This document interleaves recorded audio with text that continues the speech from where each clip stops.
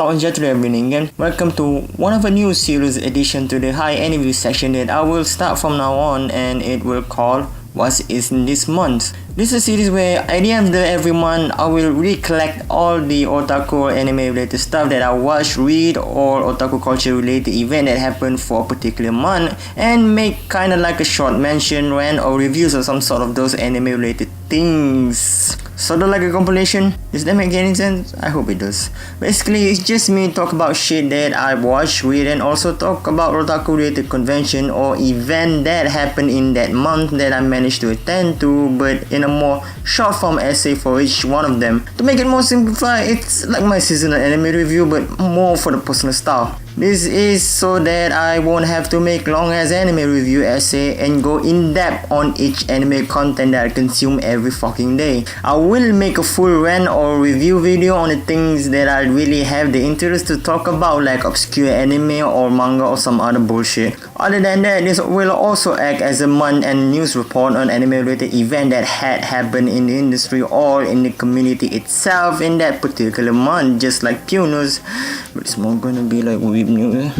Just as a disclaimer, despite each and every topic and segment is going to be short, but there are a lot of it, so maybe it's going to be a long video, just maybe. So I hope you guys ready, so without any more delay, let's just paste it right into it, like a JV male porn star doing some hardcore action with a petite but voluptuous GF. Another disclaimer, I won't guarantee that I will cover everything, as I will cover things that I had already watched or read, and I will only reporting things that I know and only have the confidence and the right evidence to report it. If there are something missing, either be it anime, manga, light novel, or news, it means either one, I don't watch or read full enough, or two, I just don't know about it. So if there's thing that I don't know about but you know, please let me know in the comment below.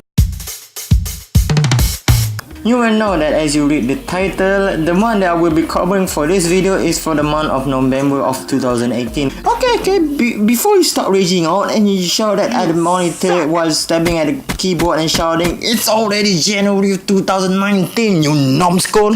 Hear me out, okay? Hear me out. I was busy with a lot of personal stuff back in November, so don't target a missile at me, okay now? Right now, okay, sure?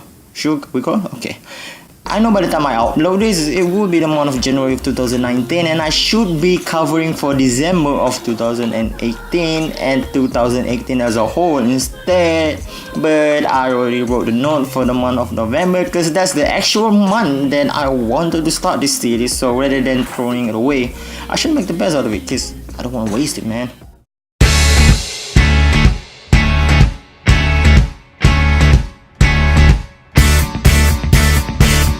For the month of November, I tried mainly focusing on finishing all of the anime that I picked in my summer season anime review video, which I managed to finish 18% of it. So because of that, most of the anime for this segment is mostly going to be for that season. I started off the month of November with one of the most liquid falling sport anime that even make Aqua fucking jealous.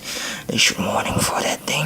Hanebado, a really good sports anime about badminton. I actually really love this anime, even with its over exaggerated drama. Again, the animation was fantastic, and that animation for the sweat dropping is a goddamn masterpiece. What I really like about the anime though, it's really raw energy and just pure straightforward badminton action. No sidetracking, no filler, just straightforward badminton action, and that's what I really like about the anime. The downfall of the anime though is its overseas drama and the character development. It's like the anime taking itself way too serious, which I'm okay with it at first, to be honest, but still, chill the goddamn shuttlecock down.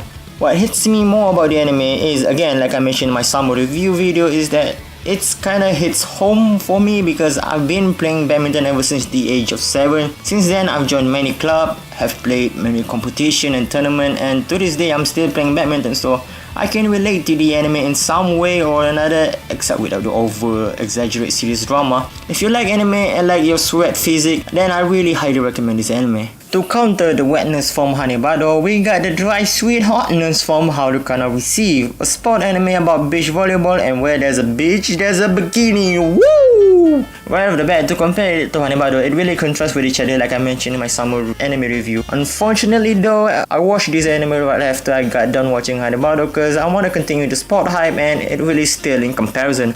I'm not saying the anime is bad in any way, but after got done watching the raw energy and intense badminton action from Hanebado, Harukana Receive feels like the baby vanilla of Haikyuu. Yeah, it still got its fair share of drama and some pretty sport action, but it feels a lot slower. The pacing is moderately good, but it's all over the place. The anime likes to stretch out every bit of ball slapping there is, and it is irritating. The only time when the story got intense and really got good was the last 3 episodes, but hey, at least it doesn't follow the Haikyuu formula. For the next one, let's relax a little bit from all the intense sport action with Chio-chan no Sugakuro. So, Chio-san, how do you get into this situation?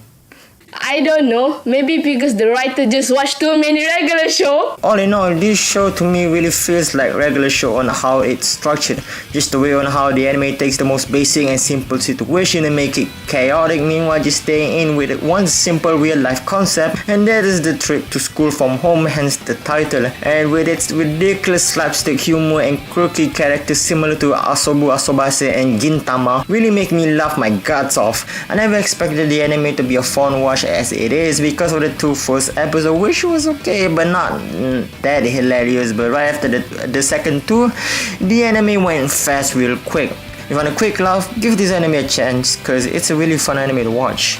Let's move on the month with more excitement by watching an anime about possessive psychotic discount textbook version of Yuno, but a lot way cuter schoolgirl that just took a young little girl from beside the road and kept her in an apartment house that, need I remind you, she stole it from someone else as well.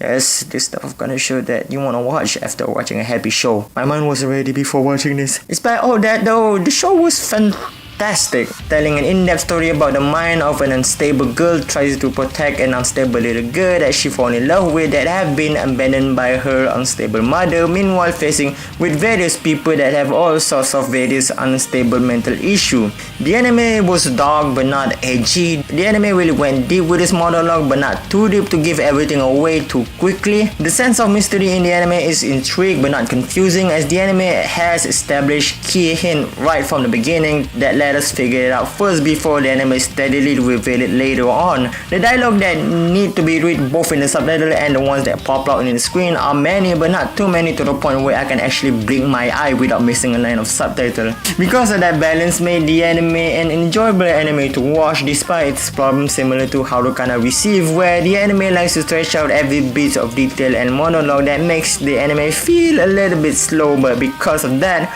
it managed to conclude in a really satisfying but tragic climax. And speaking with tragic, let's continue on with an anime that begins with a dark tragedy but ends with mildly vanilla ending. I joked the anime back in my summer review by using an Anohana OP as the punchline just to say that hey, this anime is like Anohana, but it turns out that's what the anime is, an Anohana discount but with a fantasy sci-fi gaming settings and a not so different plot, by rather having the main focus of the anime be about the confrontation, situation and the relationship between the group of friends going on about their life after the loss of their friend. The anime focus more on the mystery side of things, on how their friend game over in real life but managed to come back alive in the game world. Nevertheless, the plot got me interested, but it still doesn't have the effect on how awfully similar the anime with Anohana. From the character trait and design to the drama between friends is actually scaringly similar. What makes a little bit different, however, is that the anime has a pretty decent love triangle side story. Just a disclaimer, this is not an isekai anime, trust me. The isekai in the anime is just a plot device to make the plot progress forward. At least it doesn't have any OPMC, or wait, it does. Speaking of isekai, let's enjoy some real isekai with Horizon Art over D&D. By paper, this would be another boring harem ecchi isekai with overpowered MC in style, but this anime takes all the boxes really nicely. The anime has a serious tone but don't take itself too seriously and has actual good comedy. The ecchi mostly not too overbearing and not too distracting and has a purpose rather than just throwing out there like throwing Aqua onto contaminated water because she was a fucking god. For once, the plot has some weight to it and the anime managed to make all the characters including the MC look interesting and has a legit emotion and motive to them rather than just mindless, soulless puppet that there just to satisfy the main character and give fan service to the viewer. Overall, this anime is pretty good to watch. I recommend it for those who just wanna like watch. And that concludes all the summer season that I managed to watch for that season. The rest of the anime for the summer season, I've already done watching it before November, so I won't be touching the rest of it. But if I did, then this video will be longer than it should be, and that will give me a lot of suffering. Alright, before we move on to the non-summer season anime that I watched for this month, let's move over to our reliable reporter Alex for the monthly news report.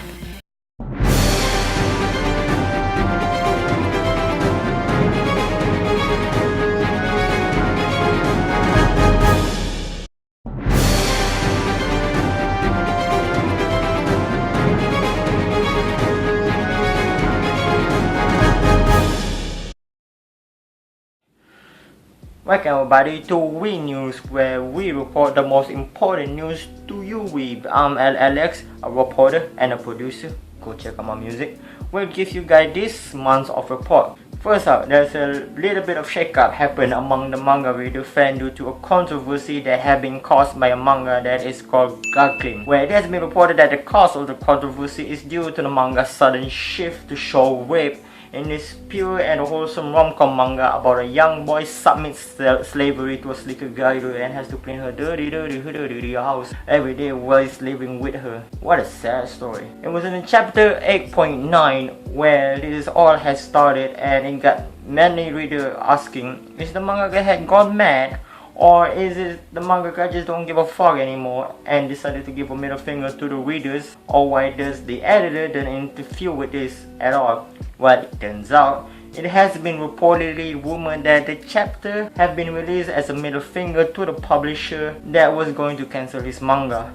After the situation happened, it caused a huge backlash to the point where the mangaka has deleted his Twitter account and vanished from existence. The idea for the whole story slash arc of the whole rape thing is to introduce a new love rival in a form of a flashback where the arc will work as an introduction to the new character and also to show motif on why the main character will get a second pussy. After the whole shenanigans, people of Reddit have discovered the raw version for the rest of the story, and what the raw has shown is only the victim still getting raped.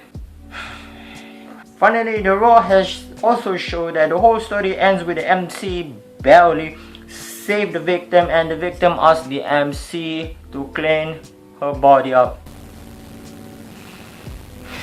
If you ask me, that's a great way to introduce a motif to the reader, and besides, it still sticks with its premise because in the end, it still is about cleaning.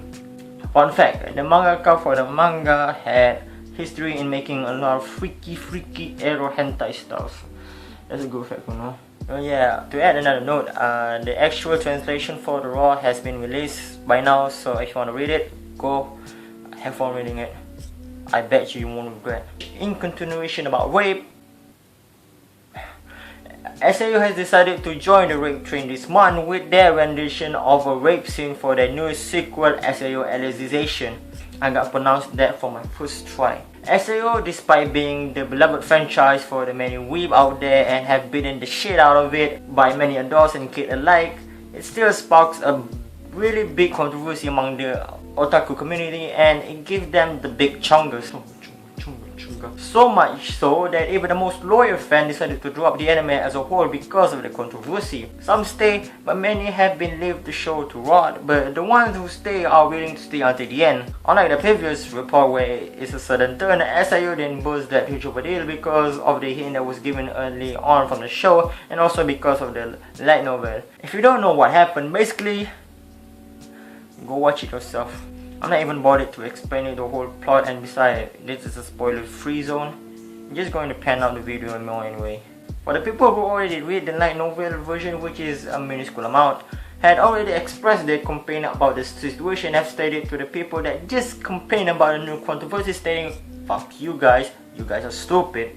Not really though. However, unlike the mangaka for Gaklin, the author for SAO light novel Reiki Akawahara actually did respond and address the whole issue and took it to Twitter, stating the reason on why he used the sexual assault as plot device for his sequel and even for his earlier works, and that is because he was based it off from the number of light novel that he used to read back when he was in middle school. Specifically, he mentioned the light novel Gold Spur by Ogun Hakusha that used the same element as SAO back then. After that, he stated his regret, and he's also stated that he will never use it as a plot device ever again. There you go, folks. All well that ends well. And this one got a proper peaceful ending. Wait, this comes in. Over half of the population of the world fell no fat November because of the rape. Oh my god, this is a sad time to live. That is all for me this month for all we news. Lesson of the month: stay away from rape because anime was a mistake. Back to you, hero.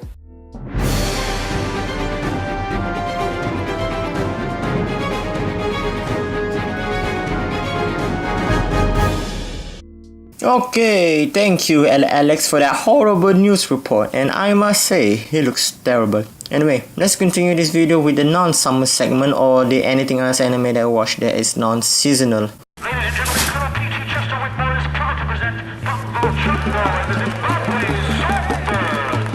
First up, the anime that I already rewatched for the 5th time this year is Haganai, or the longer title Boku wa Tomodachi ga Sukanai. It's an anime that pioneered and reshaped the harem ecchi genre. Well, so if you haven't heard of Haganai yet, then you must be an elitist scum.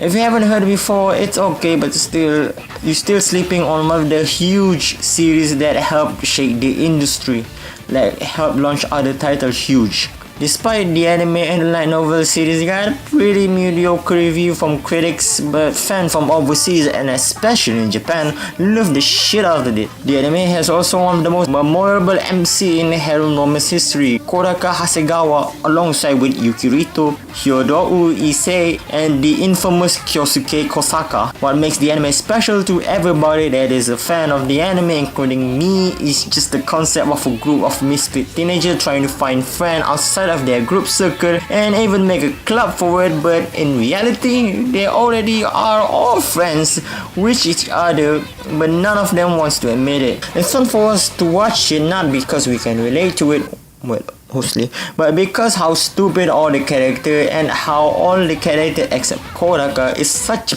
bitch head and very reluctant on accepting one another, just like how people in real life. It's also the fact on how Kodaka is a non-dense main character and able to think like a real human for once. He is also really self-aware about himself, that every girl in the club that he is in like him, but he deliberately avoid the fact of it just for the sake of not making the relationship between all of them feel awkward. You know how refreshing that was to see that kind of plot? I know I make the anime sounds like a great anime. No, far from that, and the anime has many flaws, but that just bit of details and that little bit of reality in it what makes me and other people that are a fan of it stay loyal to the series and are still liking it until this day, despite the series is already burned out overseas and only going hot in Japan. It may be not for everybody, but if you want to, you can give it a try. Okay, that section took longer than I thought, so because of that, let's speed up, shall we? Yu Yu Shiki, a watered down vanilla nichijou anime about cute girl doing stupid shit and making stupid jokes. I like it, it's funny and it's relaxing with a really simple concept. Don't sleep on it, bro. Sunohara Kaneden-san and the Ara Onee-san strike back. Really though, it's a really pure, wholesome and heartwarming show about a little boy getting molested by every Ara Onee-san that he met. It may sound creepy as I said it out loud, but I promise you, you won't regret picking this anime up for those who like their slice of life little boy with Onee-san shenanigans, because I know I don't. Last minute notes, I realized that this anime is in the summer season library. But you know, I already edited all this stuff together, so you know what, just fuck it. That's the end for the anime segment. Let's move on to the manga segment, which I promise you, you won't take long. Ready?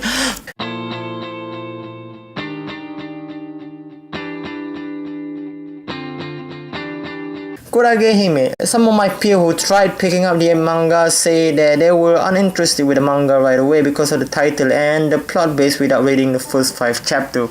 Well, to that I say screw you, uneducated uncultured swine. And that is why I have no friend. Anyway, you don't want to sleep on this manga. Don't get fooled by the title and the synopsis because the manga is a wonderful hidden gem. The manga tells a story about the life of a group of neat otaku that live in the same building, mainly focusing on telling the story about the life of the main character who's a jellyfish otaku, Tsukimi Kurashita. Hence the name of that title. This is Jellyfish, a shy and introverted character who became a need after her mother passed away due to an illness and wasn't able to fulfill her promise of making a jellyfish dress for Tsukimi, hence her becoming a jellyfish need. From there, she and her neat otaku friend live together and have to go through life and problem with their introverted, socially awkward personality. Now, what makes the manga stand out and interesting for me is the unique array of characters with different problematic personality and with each having their own set of problem and have their own otaku, from the romance of Three Kingdom otaku, a train otaku, a kimono otaku, and last but not least, an old man fetish otaku. Come along on their journey is a group of people coming from a rich family that has a huge involvement in politics, but despite that, they also show their own set of problematic personality and has their own otaku as well, like a girl otaku, idol otaku, bands otaku, yes, very specific, it's a band's call, politic otaku, and a cross-dressing otaku. This shows that even a smart, well-mannered and educated person has their own obsession, and that's what this manga really based off. Otaku, or what we call it, obsession. To add more thing about the manga that make it more interesting is that the manga also give commentary about the state of the fashion and clothing industry in Japan and overseas, on how it impacted the world in the perspective of introverted otaku, and also give us the inside information about the ever-growing clothing development in Japan in an interesting way by interconnecting it with each other. I think because of the thing that I mentioned just now, what makes the manga an off-the-ground, balls-to-the-walls great josei manga with an interesting romance side story. I really highly recommend this manga if you really like what I mentioned just now. Oh yeah, this manga also has an anime, but it doesn't reach until the end, so I just highly recommend you just reading the manga straight off. God damn, that session also took long as well. You know what that means? Let's ramp it up. Keijo, a sport manga about a group of well-elite females slapping butts and boop with each other until one of them falls down. Yeah, this boy had a really ridiculous concept, but the anime got me wanting it more, so I read the manga and I have no regrets picking it up, because it turns out the manga has a different plot development and give more different interesting background story about the character than the anime. The art style may look downgraded from the anime, but it was worth it.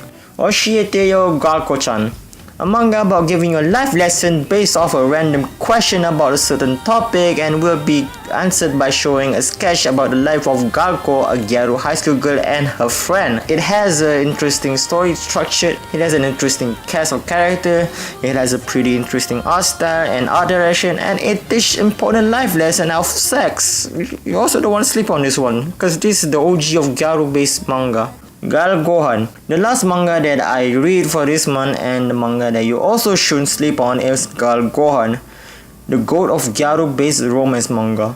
All you need to know about the manga is that it has a really adorable and lovable main heroine, a dense but sensible main character, a really fluffy, adorable art style, a straightforward harem romance development, no bullshit, has a lot of pure, heartwarming, wholesome, cute moment, and it teaches basic cooking. What more you can ask from this manga? It takes all the boxes super duper well, and you know what? Not only this manga got me smiling endlessly from start to finish, but also one of the manga that got me screaming like a fucking little high school girl. So what are you waiting for? Go read the manga. Why not right now? Go read it after the video is done, because I'm gonna get that time watch, baby. However, you will regret if you didn't pick up this manga, and you will miss a lot. I really highly recommend this manga for those romance manga enthusiasts out there. I really do.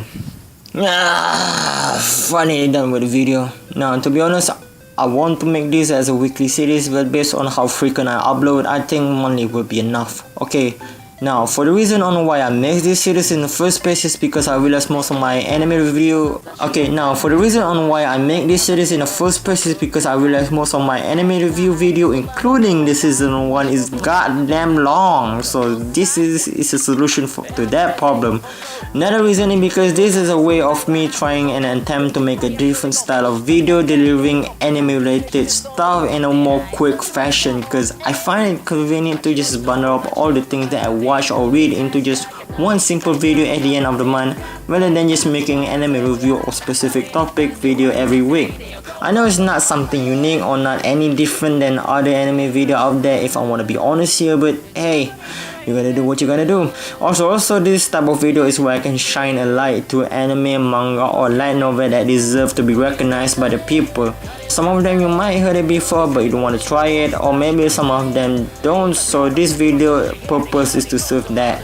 Again, I will however make a full video on the ones that are really willing to make full effort later on in the future, but until then, I hope you guys enjoyed this video. Like the video if you did, comment down below if I missed anything, and don't forget to also leave a feedback towards the video that I make. That will be highly appreciated. Other than that, subscribe to my channel for more and click that bell magic to get notified for every time I upload social media down below. As always, see you guys next time. As always, enjoying your life despite what problem you have. Selamat tinggal, sayonara, matane, have a nice day, and bye-bye. 僕らバカになって宙を待って今だけを忘れてラタタ踊り明かそうこの夜を明かそう涙を干して眠るように嘘になってしまわぬように僕じゃない僕にもラタタ最低な憂鬱な日ですね君となら僕は明かしてみたい Welcome everybody to... I forgot to turn off the fan.